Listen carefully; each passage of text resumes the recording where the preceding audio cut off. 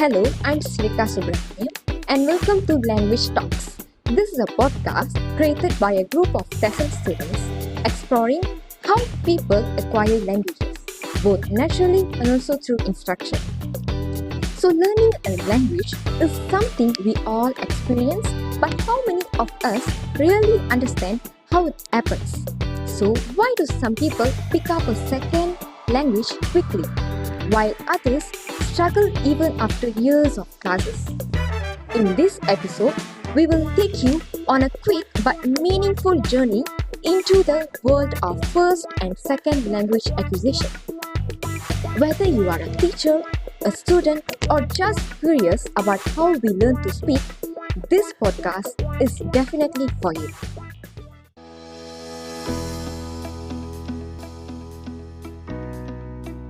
Hi everyone, and welcome to Language Talks, the podcast where we dive into how languages are taught and also learned. So I'm Srika Subramaniam, and joining me today are I'm Kisha. And I'm Ratinisha.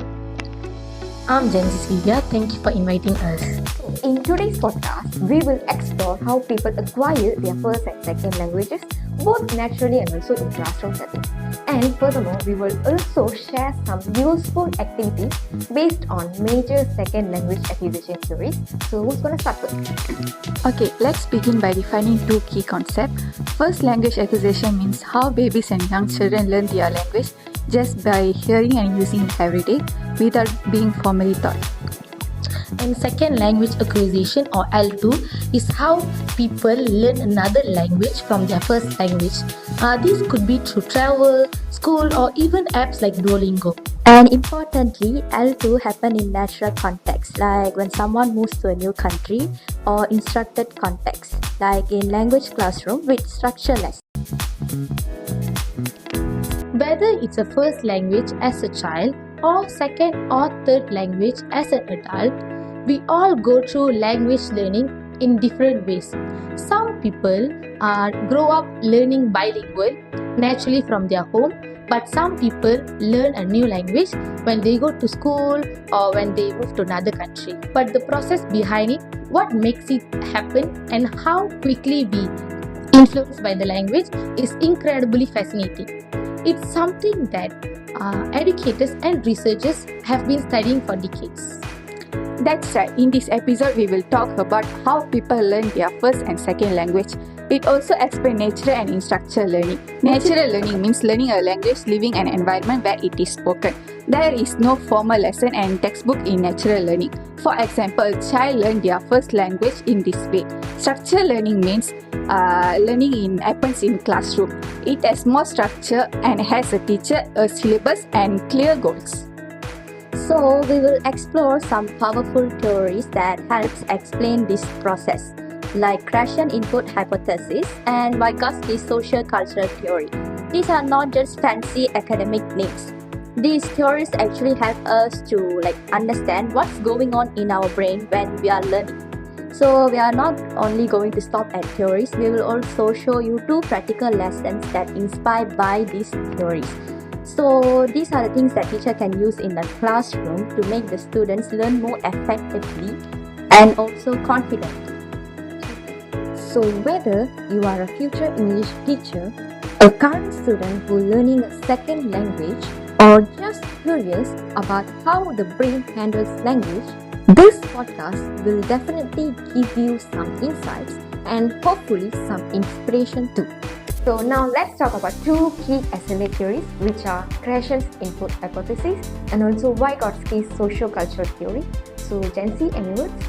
Starting with Stephen Krashen, the input hypothesis state that learners can acquire the language best when they receive a comprehensible input. The language is just slightly above their current level, or what he calls it I+1.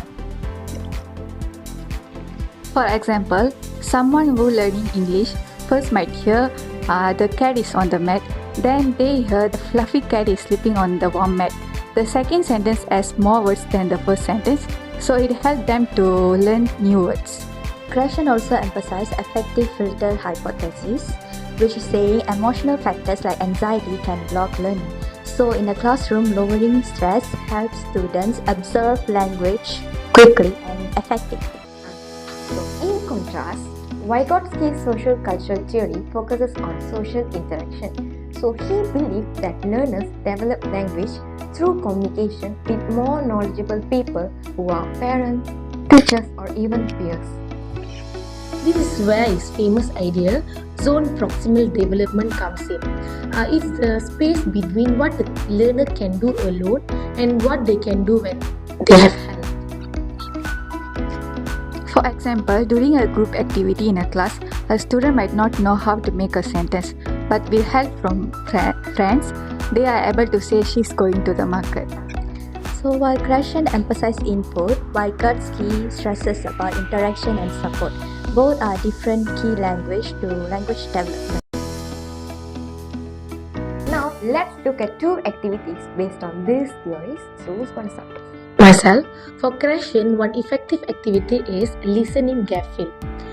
This activity basically means that students will listen to a story with missing words. This input is understandable but contains new vocabulary which pushing their level gently. For Vygotsky idea, we can use a picture storytelling task. Student can work in pair to describe a sequence of pictures. One student helps the other with words and grammar. So this kind of help called scaffolding. Both activities can help learners in classroom by giving them output and letting them build language together based on theory-based learning. So, why do you guys think that understanding SLA is important for our teachers? Sonish. Because it helps us use teaching method that match how people really learn the language. Whether it's creating a low stress environment or developing collaborative tasks, theory-backed strategies lead to better outcomes. Thanks to listening to Language Talks. We hope this episode gave you insight of the fascinating world of first and second language acquisition. So, thank you so much for joining the podcast today. So, until next time, Keep learning, keep teaching.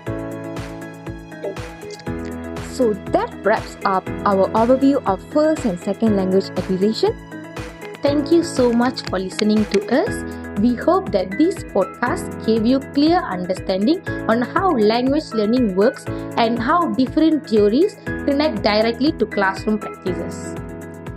It is important for teachers to understand how students acquire language because this helps them to teach more effectively, not just by focusing on memorization, but by supporting real language learning. So that's right. Theories isn't just for textbooks. It's actually a tool. So when we use it right, we make our students to become better and makes language learning more impactful and meaningful. That's all from us. Thank you.